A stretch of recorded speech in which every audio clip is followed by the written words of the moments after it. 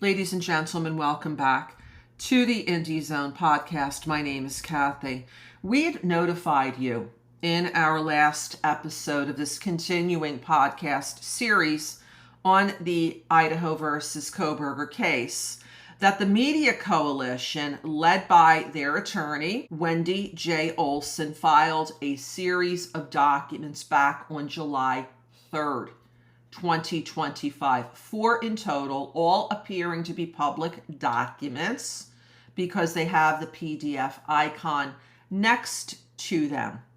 We had reported to you that this was not the media's first time in seeking to oppose the closing of certain information in what we have referred to, in our opinion, as this super secret case, where so many documents have been under seal and remain under seal even after Mr. Kohberger's guilty plea on the 2nd of July.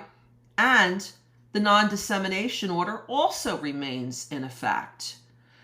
At the change of plea hearing, the court turned to both sides and asked about the non-dissemination order. And Mr. Thompson, on behalf of the state, and Ms. Taylor, on behalf of the defense, objected without any reason at all why they were objecting to the continuance of this non-dissemination order that they were both responsible for seeking, as they did on day 4 of this case. Mr. Kohberger was arrested December 30th, 2022.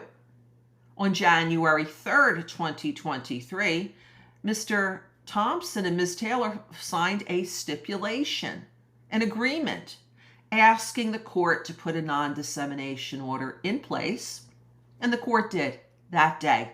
January 3rd, 2023 is when the first of 3 versions of that non-dissemination order was entered, and they have fought every effort to try to get it set aside.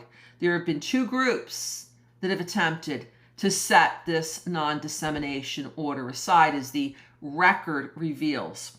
First, the media coalition, led by Ms. Olson, went as far as to the Idaho Supreme Court to get this non-dissemination order set aside.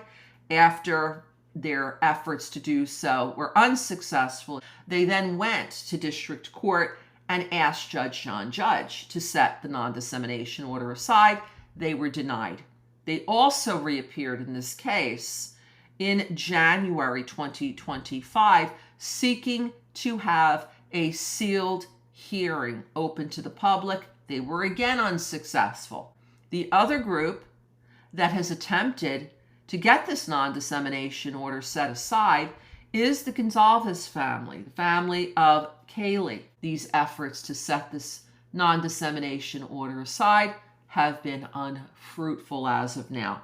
Why the state and the defense would continue to demand the non-dissemination order to remain in effect even after Mr. Kohberger pled guilty, as he did, is anyone's guess. So now we see that the court docket has been updated today, July 8th, and these 4 documents have not been released to the public as of yet, which means that the earliest possible time for them to be released to the public would be tomorrow, the 9th of July, exactly 1 week since the state of Idaho received notice of the media's position. The defense received notice of the media's position, but the media's position continues to remain unknown to the public. It appears they are likely doing what they have done in the past, and they are raising the First Amendment. Freedom of the press is guaranteed by the First Amendment. The press can't do their job.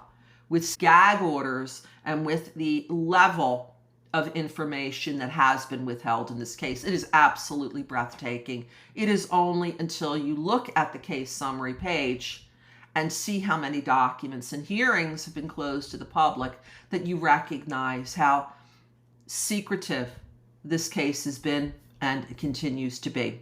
We will continue to monitor this situation as further developments arise. Until next time, thank you for joining us today.